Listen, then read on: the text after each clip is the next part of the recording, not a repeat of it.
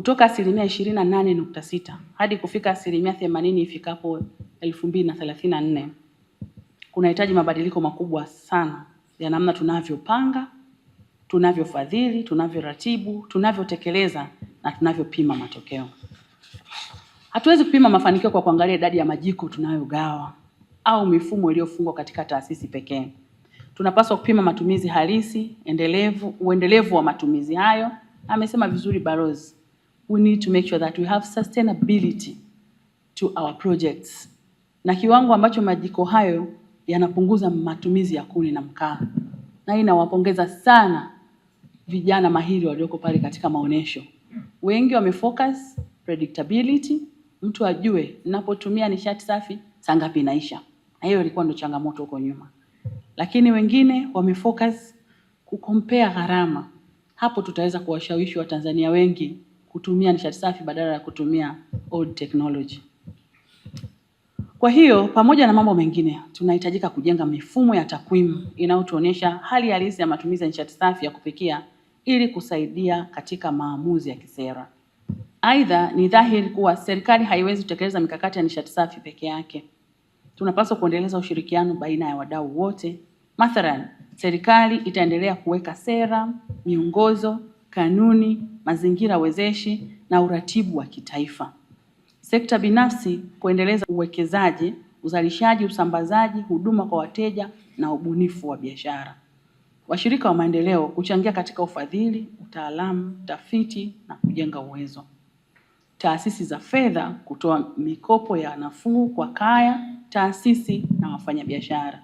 Vyuo kufanya utafiti na taasisi za takwimu kuleta ubunifu na jamii yenyewe kukubali kutumia kuendeleza mabadiliko haya. Hao ni baadhi ya wadau wachache ambao nimewataja wanaoweza kutusaidia kutuvusha na kutufikisha 80, 20 na 34 tunapoelekea. Mabibi na mabwana, matarajio yangu ni kuona kuwa mwisho wa kongamano hili tunapata taarifa ya kongamano yenye mapendekezo yatakayoleta suluhisho mahususi katika maeneo mbalimbali hasa yafuatayo. Kwanza, tunahitaji mapendekezo ya namna ya kupata fedha kwa ajili ya utekelezaji wa mkakati wa taifa wa nishati safi ya kupikia.